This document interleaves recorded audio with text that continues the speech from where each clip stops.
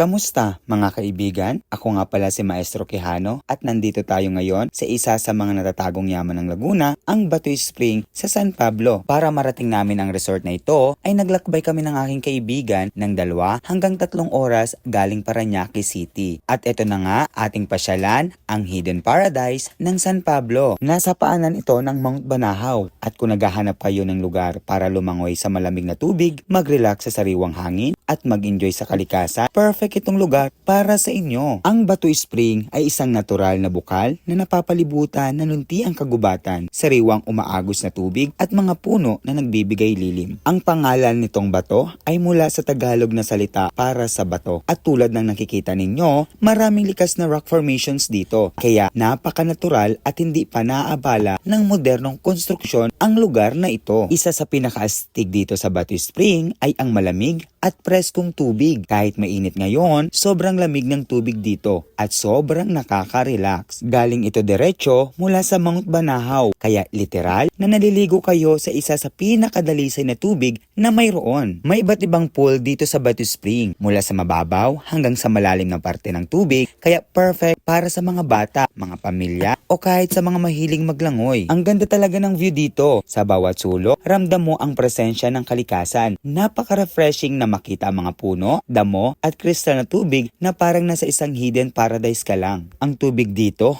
ay natural na dumadaloy mula sa bundok, kaya't lagi itong malinis at presko. Walang chlorine, walang halong chemical, totoong likas na kalikasan ang magpapaligo sa inyo. Kaya kung gusto mo ang natural na adventure at relaxation, Batoy Spring is the place to be. Alam nyo ba mga kamaestro, isa sa mga nakakapagpahinga ng isip dito sa Batoy Spring ay ang tahimik na kapaligiran. Malayo ito sa ingay ng syudad, kaya mapapawi talaga ang stress habang nakikinig ka sa mga agos ng tubig at sa awit ng mga ibon. Perfect spot para sa mga gusto magmuni-muni o mag-relax kasama ang kalikasan. At kung kagaya kayo ni Maestro na adventurous at mahilig sa kagubatan, mahilig mamasyal at minamahal ang kapaligiran, isama nyo na sa inyong bucket list ang Batoy Spring dito sa San Pablo, Laguna.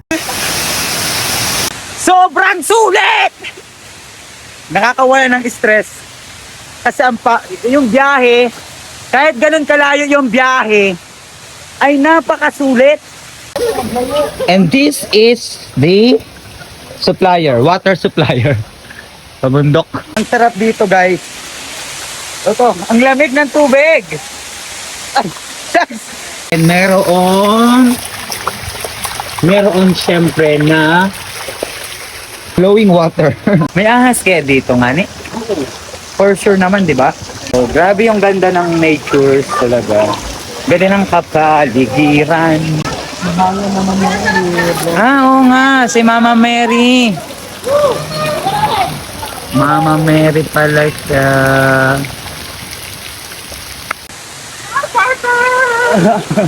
Ang perfect!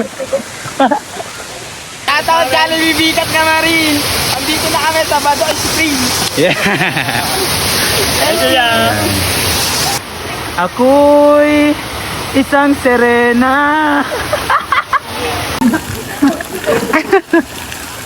Claro! At dito nagtatapos ang adventure ni Maestro dito sa Batoy Spring. Sana nag-enjoy kayo sa ating vlog at naipakita natin ang ganda ng Batoy Spring. At sa mga hindi pa nakasubscribe sa ating YouTube channel Maestro Quijano, don't hesitate to click the subscribe button at i-share ang video ito para makita ng ating kamaestro community ang ganda ng Batoy Spring. See you on my next vlog. Bye!